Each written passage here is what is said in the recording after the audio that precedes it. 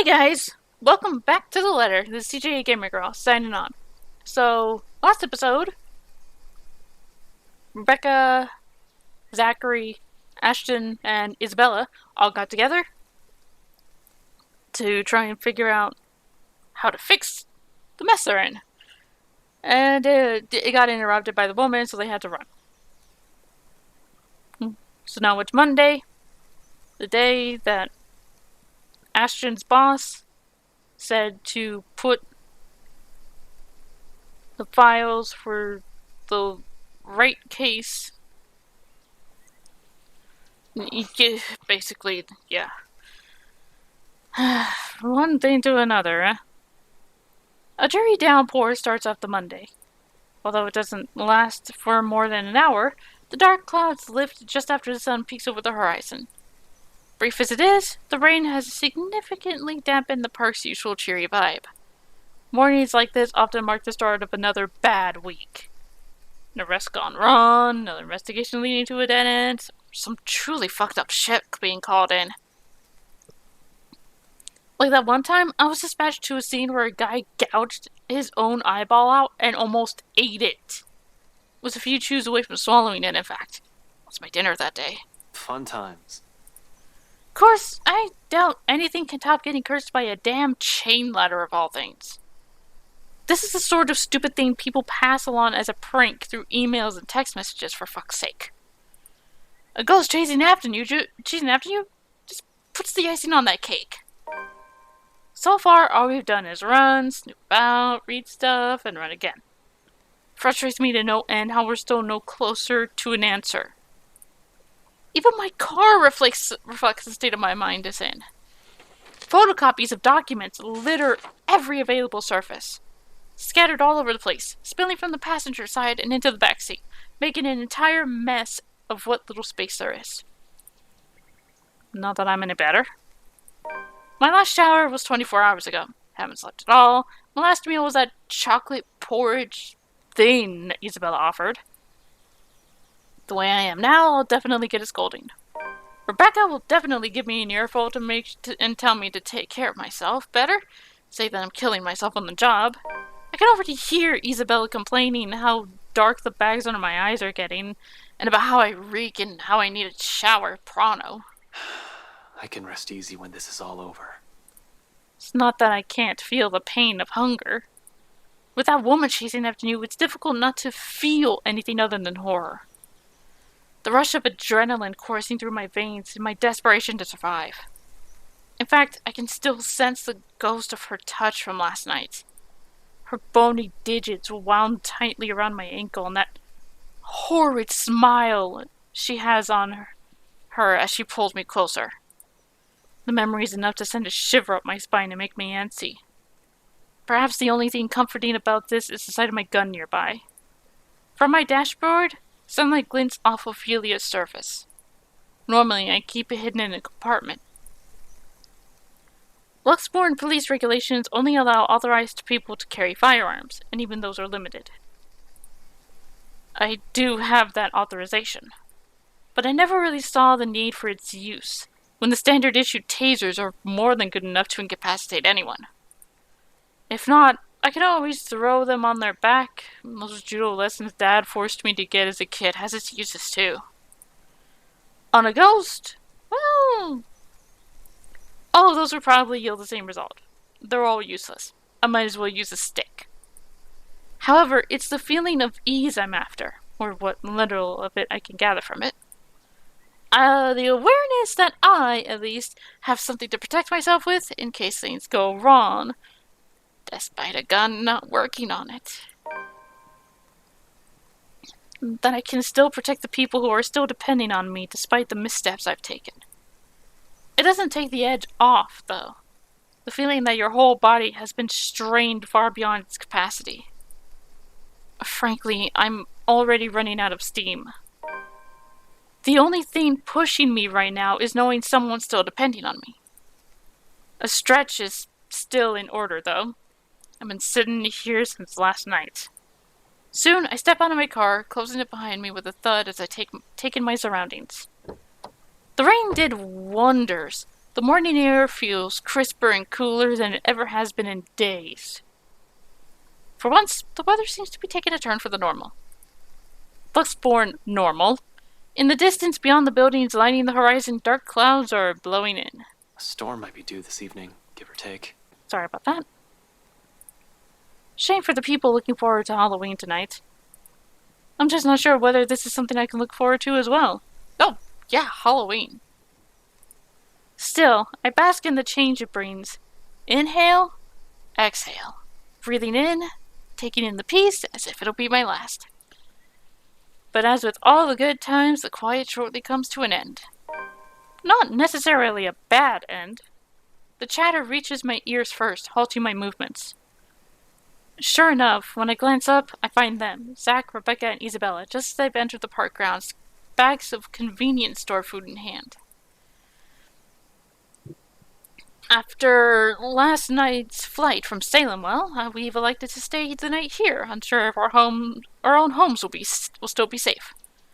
Normally, we'd all be adverse to the idea of spending the night outside like this, but panic and distress has tainted that decision. It's not like any of us have gotten an ounce of sleep anyway. On the off chance one of us did, it only lasted a second, or it's a fitful one. But looking at them right now, from afar, it's easy to mistake them for just a group of friends on a day out. Isabella's gesturing wildly with her arms as she talks. Something funny or amusing, probably, because it's soon followed by Zach's booming laughter and Rebecca's giggles. Their voices fill the atmosphere with light air, temporarily easing off with a disheartening mood. It's easy to pretend we're not knee-deep in a life-and-death situation the way they're acting now. If anything, it's only their appearance that betrays that mask. Slightly disheveled, bags under their eyes, an exhaustive curve on their shoulders, and dragging footsteps. But the closer they get, the more obvious these signs are to the naked eye. Zach tosses his energy drink my way, the moment the distance allows it. Isabella hands me the other bag she's holding before seating herself on the edge of the fountain. The scent of warm food immediately wafts from the bag when I open it, carried further by a passing breeze. Whatever sweet sauce they drizzled over this pork wannabe, it smells heavenly. Hell, even those sorry-looking vegetables seem appetizing. Despite myself, without even checking exactly what it is, hunger swiftly takes over every rational thought. I dig in without waiting for them to start. The rest of them appear to be of the same mind, too. Soon enough, they also start with theirs. No casual talk while we fill our empty stomachs. Exhausted as we all are, food is something we can't forego. Starvation dulls the thinking, weakens the body. If we're to survive this, we're going to have to take care of ourselves first. In a matter of minutes, we're done and dumping the empty cartons on a nearby waste bin. Along with it is a shift in the mood. Back to dismal. Back to the problems at hand. The comfortable atmosphere from minutes ago was nice while it lasted. Admittedly, I've missed these kinds of moments between us. We never had the chance. I'm always busy on some work or some project or work. The things we've taken for granted, we're now realizing how valuable they are. This world has an awful sense of humor. While the one we've just had is short-lived, it's another thing I want to look forward to. If we ever free ourselves from this damn curse, I like to believe there's a way. For now, we have to focus back on the present. This. Dead people. The letter. The curse. It's not simple to bring these up, but necessary. What now? Where do we go from here? It's not a question directed at anyone in particular, but they all look at me as if my face has all the answers in the world. I used to think so, back when I was at the top of my game and I'm still sure of everything. Now there's just uncertainty sullying whatever decision I come up with. At some point, logic has simply stopped working here, and we've started grasping at straws. Along with exhaustion, fatigue, and stress, we've had enough kindling to get a fire burning. A not-so-pleasant kind of fire. Well, first. We can't just stay here. That much is obvious. But we can't just keep running like this either, Becca. Sooner or later, she'll... As if we have a choice. We can't even go back to our own homes because that thing might get us. No, we're safe. But dying is the last thing I want to do right now, Isabella. Not to a stupid chain letter you were too gullible to pick up, bring with you, and show to everyone. I didn't do it on purpose. Becca, had I known, I wouldn't have...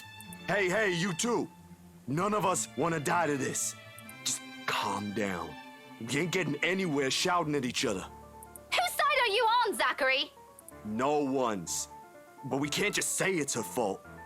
She did warn us not to open it, and both you and Ashton... That doesn't exempt her from any blame. She's still largely responsible for it. And you're not? I didn't say that! Do you really think I don't blame myself for this as well? I tried to warn all of you. None of you listened. Now you're blaming me for something I kept telling you guys since day one? You're just as responsible for this as I am. So now, you're throwing it back at us. We wouldn't even be having this problem if you're... Will you two cut it out? This ain't the place for I don't know, petty squabbles. If you don't want to get caught in it, then stay out of this, Zachary. Oh no, Zach. Don't stop her. Let her say it. I'm sure she has plenty more to say. If I didn't know any better, she's already... Already what? You want me to say it? Out loud? That I find you in this whole thing? All right, that's enough! Everyone, shut up! They all falter to silence at my words, and an awkward, stifling mood descends between us. I don't mean to shout, to snap at them, to add to that kindling, not in a moment when anytime, anywhere she might get to one of us. We're all in the same boat, yet here we are, playing the blame game. Little by little we're falling apart, caving into the pressure, to the bleak situation we were trapped in. Did that ghost mean for this to happen? To divide each of us so she could pick us off one by one right after? Who knows? Anything's possible now if her kind can exist. With the fire burning between us, as high as it is now, I'm afraid, deathly afraid, that possibility might come sooner than I can figure all this out. Fuck, I can't think straight. I can't even believe the next words coming out of my own mouth. That out of everyone, I have to be the one saying these to them. This is more their forte than mine, keeping the peace, placating everyone, while I unintentionally aggravate people with badly chosen words. Funny how fast the tables have been turned after just one unfortunate incident. How am I even supposed to cope? If we all want to get out of this mess in one piece, we're gonna have to cool our heads first. Before my own temper flares, I walk away and slide back into my car. If the door slams with more force than needed, I like to blame it on the pent-up anger boiling up in me. I'm not even sure what or who I'm angry at. The ghosts? Them? Or maybe at myself for being useless. Because despite none of them saying it, I know, god damn it, they're still counting on me. In spite of my failures, or every harsh word I've uttered, or how unbearable I could be as a friend. It's there when the tension after the argument finally breaks, and one by one they follow me and get in the car. It's concerned glances they shoot my way when I start the engine without a word and drive off. It's in their silence, a heavy gift, their unwavering trust. Yet, it's one I'm more willing to carry, even through my own exhaustion, if only to keep them safe. In this city of 68,000 strangers, they're the only ones I have left. So, in all seriousness, a good rest is still our best bet for now. Thinking with an exhausted brain is almost as good as running around in circles. We might as well just throw ourselves at that ghost and be done with this. The local Irish pub may not be the best place to hang around when one hasn't slept a wink or you're stressed. More often than not, it's loud. Sometimes the music played by drunkards grates on the ears and the whole place smells like piss on a bad day. All in all, it's the very definition of the last place I'll hang around after a wakeful night, but it's safe. or as safe as it can be with G security watching the place. Makes it easy to find help in case you find yourself in a tight spot.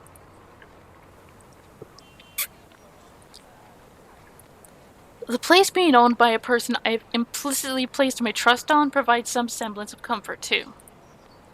Gregor, bartender G, or just G to his regular patrons, might be rough around the edges. Sometimes a bit too gruff for a man serving drinks behind the counter, but he belongs to the good folk of the city. If there's anyone in this place I can rely on to look after people more important to me, it's probably him. He means well. Surprisingly, despite his surly demeanor, cares to some extent for people he likely only sees once or twice a week or on a bad day. Not the best job in the world, in my opinion, but that's exactly it, isn't it? In wine, there's truth. Alcohol, in this case. It loosens the tongue, forces one to let his or her guard down. Whatever inhibitions anyone has, it all flies straight out the window after a few glasses. It's made him observant, too. Always has one or two things to say about someone or something. Most of the time it's me. Opinionated ass. But God knows how many times I've asked for his help. When I'm met with a dead end in a case or I'm in trouble. This time's no different.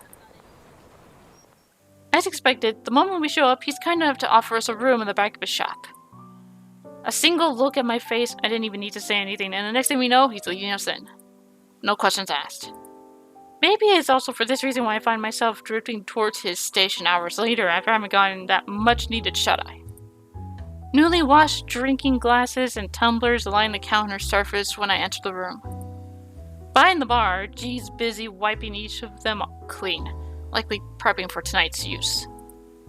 Briefly, he glances up at me once I claim one of the empty stools and grab a rocks glass sitting closest to my elbow. Turning it absentmindedly in my palm, just to keep my hands occupied while my brain's busy, still trying to make sense of everything. Even at a dead hour, with only a few patrons milling about, this place still smells strongly of liquor. Honestly, I've never grown fond of it. Regardless of how many times I've made the trip or sat here, on the same spot, just talking with the old man, I've never been fond of drinking in the first place. Yet, oddly, it's the nasty odor of a brewery that helps clear the mind this time. Along with the lack of the establishment's usual hubbub and the occasional clinking of glasses. Even more bizarre is that, through my lack of words, G doesn't see anything. Although it's clear from the way his mouth is curved up in a tight frown that he asks questions. Bucket load of it. He wisely keeps it shut. Instead, he simply focuses back on his work. Rinse, wipe, stash away, repeat. Going through the motions with such familiarity, it's almost a trance. Watching his precise movements quietly like this, with these thoughts swimming inside my head, it's too easy to lose track of everything around me. One solid lead on this. One possible way to sort this out, but will it work? Especially if my assumption's correct, and that the reason Zach was there yesterday morning was because of the curse. Something must have happened there for him to see the need to visit that place that morning. What if the couple had fallen victim to the curse too? It doesn't fall outside the realm of possibility. I've been so biased, not even thinking that they might be in danger as well. But during that open house with Isabella, they might have seen the letter and... Fuck! Stupid, stupid, stupid. Some fucking detective I am. That's likely the moment when Cooper saw it. If the logic holds, I need to hurry there right away. And if there are answers anywhere, it should be there. It would be there. It should be there, where all of this fucking mess started. It's not only my life on the line here. There were others. What happened to us? I won't wish on anyone else, no matter how much I loathe them. Or how complicated all of this has suddenly become. The letter, the woman, the mansion, and now there are voices lacing venom inside every crevice of my head. Murmurs that jeer, scoff, and deride whenever an opportunity presents itself. It's because you didn't listen. It's all your fault. Why won't you believe me? Reminder of what I failed to do and who I failed. At some point, they all begin to blur together, twining and coiling. Every horrid image and memory of her seeking in the forefront of my mind. No matter how much I can refuse to remember the fear I felt then, to push it as far back as I can, the visions come to me like a deluge. And before I know it, before I can drown, another voice pulls me out of it. You doing good there, boy? His hand on my shoulders, gripping it tightly and giving me a light shake. There's this relief in his face when I finally look up at him, although his frown appears more distinct than the concern in his eyes.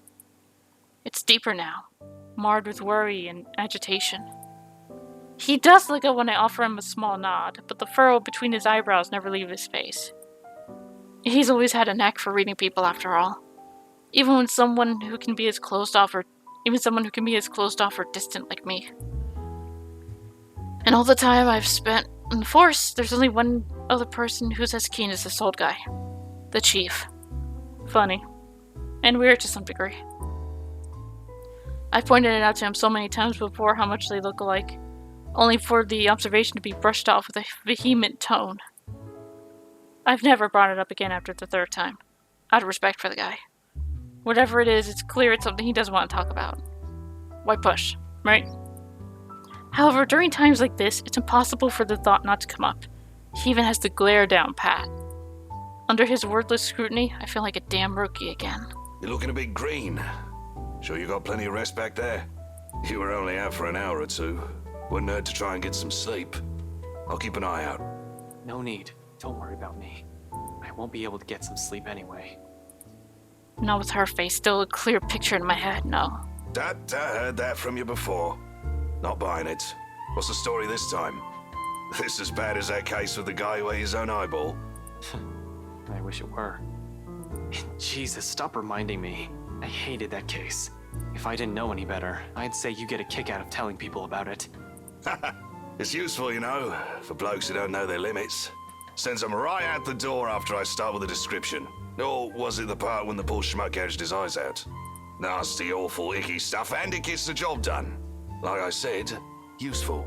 Don't even need to call security these days if I want to kick someone out. Anyway, pretty sure that pales in comparison to whatever this is now. I haven't seen you this stressed out since they closed that case. The one from 10 years ago with your professor friend. Abigail and her team weren't able to solve that one, G. No one has been able to. It just went cold. Same difference. But what do I know, eh? I just serve drinks, listen to people's problems and their whining, then make sure they get home safe afterwards. Thing is, I'm also not blind, kiddo. And you can bet your ass I can tell when a person's about to fall apart. What? Is this some form of therapy from you? Are you going to offer me free drinks now? Really, I can use some right now. Something to numb the senses. But when has that helped anyone? Ha! In your dreams, kid. Last time someone gave you the hard stuff, your photographer friend had to haul you out of this place almost half naked. Hey, I can handle my liquor when I put my mind to it. Not from what I've seen, nope. Besides, you usually avoid drinking. Either way, it's out of the equation. And when booze no longer counts, we just talk. So, talk. It's not like anyone within earshot will care. That chap over there only wants his cricket matches. I doubt you believe it, G. I've heard worse stuff. Try me. You know that mansion down at Anslem? Yeah, who doesn't? You live in this town long enough, it's impossible not to hear a thing or two about it. Bloody locals. Well, my friend found a primitive version of a chain letter in there. Now that we've seen it, we're cursed. A beat passes. For a moment, G stands there unmoving. His hand stopped short of placing the glass he's been wiping prior back to a rack on his left. All the while, he stares at me with eyes that are nothing short of scrutinizing. He probably assumes I'm joking. Who wouldn't? Not a week ago, I have been put in the same position. Even now, in spite of the things I've seen and heard, it simply won't sink in. Or maybe this is just desperation creeping in. The idea that I may not be able to find a way out of this. Whatever the case, for people who hasn't experienced what I'm going through, this will merely sound like an awful Halloween prank. It's not a prank. This must have been what Isabella felt the whole time we made fun of her that day. This isn't a prank! I saw something! Now it's too late. We're stuck in a never-ending nightmare, where the only way out might be death. Like I've expected, G's reaction to it, an amused laughter. It booms throughout the whole pub after a long bout of silence, like I've just told him a particularly funny joke. Okay. Good one, kid. You don't want to spill. No one's forcing you. Seriously, though. Good one. Although I want to be angry with him, I can't find it in myself. Can't even muster the energy for a scowl or a glare. Nothing but a taste of my own medicine to temper the annoyance bubbling up in me, I suppose. In the end, echoing her words is the best I can do. It's not a joke. Yeah, all right. Good luck with that. You're on your own. Here I thought you didn't have an ounce of humor in that body. Guess I'm wrong. He shakes his head, lets out another chuckle before returning to his task. By now, almost half of the glasses have been put away. The only ones remaining are the smaller kind, used for shots, and stemmed ones for cocktails. Despite being busy with his task, his amusement does not entirely disappear from his face. He keeps talking, as if I'm simply another customer he entertains with his stories. But we both know it's more than that. It's the wistful expression on him that says... If the wistful expression on him says anything. Man, can't believe you're the same rookie who walked in here almost a decade ago. Too smart for his own good, that boy. Has always been 2 steps ahead of things. Now he's here, sulking. I must have screwed up somewhere then. I must have screwed up a lot. For things to suddenly shift like this, for me to become a mere shadow of the person I used to be? No, I don't think so. This one, screwed up? Not by a mile. It's too early to say. You've still got several years ahead of you, Holmes. Take it easy. But some things change, eh? It has been years, and you were a kid back then. You know, the sort that's a bit unsure, making all the horrible decisions in life he'd eventually be embarrassed to talk about. You never stop calling me kid, though. Well, you still are. It's just that this time, you're sure of who that badge and gun is for. What was it you police types usually say? To protect and serve, yeah? Significant pause follows at its heels. From both of us, as he allows its meaning to sink in and spur something in me. Stirring a feeling both heavy and forceful, but not completely unwelcome. Familiar. Though before I can even clarify what he's trying to imply or gather my thoughts on the matter, G turns away to begin his work on the silverwares. He'll need those too, once more of his patrons come in for lunch. Slow and easy. A sharp contrast with the strained air we've been wading through these past weeks. Fleeting moment, but one I allow myself to relish, if only because of its absence lately. The way things are now, this is almost a gift. So, when it all ends with the loud shuffling of foot from the adjacent hallway, a sigh is all that leaves me. There's no need for me to look up to know who it is. Zach's treads alone are telling. There's always a weighted set to them, steps that are taken with a lazy cadence. Like he's always trying to make himself smaller, less conspicuous than he actually is. In a place he's unfamiliar with, he also tends to linger, stand awkwardly at the sides as if he's all too afraid to break something. That or he's waiting for permission of some kind. Either way, he's never been the kind to barrel headfirst into things or forego courtesy despite appearances. Much like how Rebecca's mother henning belies her fiery temper, or Isabella's rare displays of maturity appears at odds with their youth. There's been a lot of those in my life, it seems. More so from the people I've grown closer to over the years. Walking contradictions we all are. It's a wonder how we ended up as friends in the first place. But maybe that's also exactly why. To some extent, there's still an understanding in there, and knowing that no matter how long you've been together, or how familiar you are with a person's habits, or how many lifetimes there might be for all of you, one can never fully know a person. Sometimes it works because they merely chose to stay. Sometimes It's as simple as someone extending a hand first for an apology, regardless of every hurtful word said. Hey. Hey, Ash? This time I glanced at him, briefly, gauging the mood. Not because reconciliation's an issue for me. Between us, it never will be. But somehow, this is another thing I'm all too afraid to see crumble in front of me. One wrong word. If this is going to end in another argument, we might as well stop as early as now. There's another long pause from him, during which he can't seem to figure out what to do with his hand. In the end, he chooses to stuff both into his pockets and trains his eye at the now empty space behind the counter. Without our notice, G has slipped back into the kitchen, leaving only the two of us and everything awkward in the world at the moment. Zach still trudges on, a hopeful tone slipping into his voice, simply because it's the only thing he knows to do. Did you, get any sleep? It's a start, at least. A stiff one, but a start. I can at least offer in return that it is... I can at least offer in return... The least I can offer in return. Why did I misread that? Is that rare honesty? For a few hours, yeah. Curt, brusque, and an ounce of friendliness in it. In spite of it, Zach takes it as a sign. Relief washes over him as his shoulders relax and he releases a tense breath. Soon he's closing the distance he's put between us and flops into the chair to my right. I think the better question is if the dreams are pleasant. And for the record, no. Yeah, I know what you mean. I get those a lot. He shifts in his seat, coughs, drums his finger on the counter for a short while, then falls silent. That's it. No apologies. Somehow that short exchange is all we need. The air changes, much like everything we've known lately.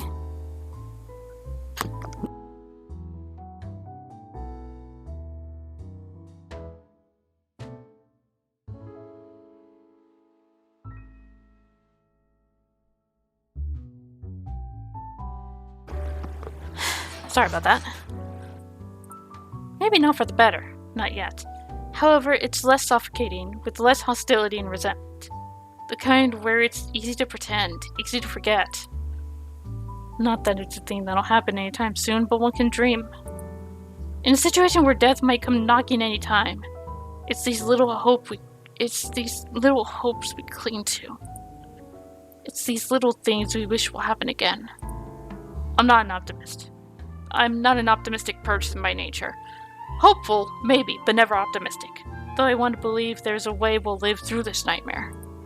It's just funny how it took all of this to spur these kinds of thoughts in me. Can't even remember the last time something like it had occurred to me. For some reason, after seeing one harrowing thing after another, I've simply forgotten. Why are you suddenly smiling like that? Huh? Oh, no, I was just thinking about something. Well, it better be something that'll get us out of this mess. What makes you think I know how to fix this? Until 2 days ago, I didn't even believe a word you guys have been telling me. Zach, I function better when I'm dealing with homicide cases. Hell, feel free to throw in the usual robbery and missing persons case into the mix. I don't care. Give me a few days and I'll give you a lead. This isn't how I operate. This isn't what I'm good at. For all you know, I might even end up getting us killed. I have no idea what I'm doing. Well, the fact that you're frustrated but still trying already means something, Ash. Besides, you don't make that face unless you already have an idea. And it can't be any worse than this. Maybe. What's on your mind, Ash? There really is something about Z-Man. Between Rebecca and him, I tend to share with him things I won't normally say to the other. Unlike her, who pushes, sometimes with the same tenacity as our moods, Zach has a strange tendency to ease people into telling him what he wants to know. Oftentimes, the question feels so subtle, catches me off guard with less force and more forbearance. After all, out of everyone, he's the most grounded. Really, he's like the older brother I never had. The kind you can depend on when things go sour. The kind you can tell things to simply because he'll listen, without forcing his own opinions on you. We still have one more lead we haven't checked. I'm gonna look into it tonight. It doesn't take him long to put two and two together, and his calm expression abruptly dissolves to worry, the second he realizes what I meant. We've already examined the letter. read through piles of documents. There's really only one we haven't given a once-over. The mansion. Of course, Zach may not be the kind to push, but that doesn't mean he agrees with everything that comes out of my mouth. It's his way of keeping me steady and on my feet through the years. Hold on, didn't you tell me not to go in there? Whatever happened to stay away from Luke Wright? You're an unarmed civilian, Zach. And so? So, I want you to stay here and keep yourself safe. I probably won't take too long, but I don't know what might happen. I'm not even sure if I'll find something in there. G will keep an eye on you guys. If you need anything, if that woman shows up, just holler. He'll help out, no questions asked. You don't even need to explain anything. He's not willing to concede. Not from the manner he grips his knees or the rigid set to his jaw. I'm going with you. You can't go in there alone, Ash. I heard something. The morning I was there, I heard someone scream, and then there was a woman crying, and I don't know what's going on inside that mansion, but I am telling you, you shouldn't face whatever's inside alone. Before I can stop myself, a heavy breath escapes from my mouth. It's one of those times, again, where Zach means well, but he's completely missing the point I'm trying to make. When things take a turn for this, when he gets in a mood like this, he's almost as headstrong as Isabella. How and where do I even start? I'd feel better if I don't have to worry about you. There are only two ways this will end. I agree with him and take him with me, or I agree with him and drop the idea altogether. Neither appeals more than the other, especially when we're all desperate for answers and a way out. If all it'll take is a little more honesty to make him drop this harebrained idea, so be it. Look, man. Bro. Z-Man. Zachary, listen. I know you only want to help. Like hell! This ain't just about helping, Ashton! You're throwing yourself in the thick of it, on your own! Was your fall last night really that bad? Did you hit your head hard? I honestly can't tell if you've gone stupid or just plain suicidal. My head's okay, Zach. But it won't stay that way if we don't do anything about this. Someone has to. Seriously, this is already a desperate move. The longer we dally, the faster we're losing our options. Do we even have one? Looking back at it, this whole business with the ghost seems perfectly set up to drive us into a corner. Either until we lose our minds, or she gets us. It's starting to feel as if there isn't an escape. We've already become her playthings the second Isabella found that letter. That our lives are in her hands ticks me off big time, but the idea of watching the people I care about die helplessly, more so. They're much safer here than with me. It's a selfish thought, I know, born out of fear. So in case things go awry, the very last thing I want to happen is for Zach to take the fall with me. I've already made enough mistakes. And that means it's just you. Just me. Suddenly, he clams up. Although his actions, the restless shift in his shoulders, his mouth pressing closed in a tight line, how he starts off again in a quiet note, it all gives away his real thoughts, long before 2 words have even made it out of his mouth. I'm sure you already know about this. Maybe this is you trying to make amends, or whatever. I don't know. You're making your own decisions here. But if something happens to you, it'll be just that. You'll just be another dead body out there. Please, don't do something like this. Don't worry. I'm not stupid enough to get myself killed. I just want things to go back to normal, Zach. Another dead air follows at the heels of that one admission. The meaning of my words, too heavy, too striking, it stuns us to another lull. Optimism aside, we're both aware that's impossible. We're going to have to deal with the trauma right after. There will be there will be the images, the voices whispering in our heads, the foreboding feeling, the stench of blood, gore, and death trailing after us. We may survive this, but those things, they'll remain in us for a long time. One does not survive something like this without it leaving something in you. Just the mere thought of what might come right after makes me dread it. Was it what this has changed in all of us? But I suppose that outcome is more acceptable. The lesser of two evils. 3 hours. My hat snaps up and I turn to him, puzzled. He's staring at his hands with a thoughtful expression, brows furrowed in deep concentration. Like he's trying to choose the right words to convey what he's about to say. 3 hours? For what?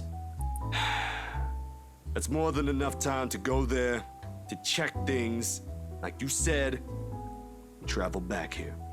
If you don't show up here beyond that, I'm going after you. From his tone, it almost sounds like a warning. I'm sure it's not his intention. But hearing something like that from a person like Zach, can't help but chuckle and throw a jibe despite how dire things are. Just like old times. Make that 4. What? You said you're just gonna check things. Why would you even need that long? Speed limit? I'm a ranked law enforcement officer, Zach. I'm supposed to set an example. I so wanna punch you right now. Of course, Zach never carries it out. In light moments like this, it's just how he is. How we are. Unfortunately, G chooses the next moment to show up. He slams the flat of his palm on the counter and shooting us both a stern look. Although his tone's nothing short of jovial, the disapproval's clear in it. He's obviously misunderstanding the situation. Boys, Thomas nice and all. I used to watch these bloody god-awful afternoon serials with one of my brothers many, many years ago. But listen, I am not having one in my pub, all right? You two want to fight? Go out. A pregnant pause. Without any preamble, Zach and I are both snickering and G's glower melts into confusion. When we both show no sign of stopping, he simply shakes his head and turns away. I like to think it's better this way. Better that we part on light terms, so Zach won't have to see every little insecurity, every little doubt in me right now. He's seen enough. The last thing I want him to glimpse is another display of weakness. Not when he still stares at me with the same unerring confidence in his eyes. When our mirth dies down, before anything can be said further, before I change my mind, I step away from them, giving Zach's shoulder a few quick pats, mumbling a lame excuse about taking another short nap under my breath, altogether burying the stray thought that flashes fleetingly in my head. Zach has seen me at my lowest plenty of times. Why does it all matter now?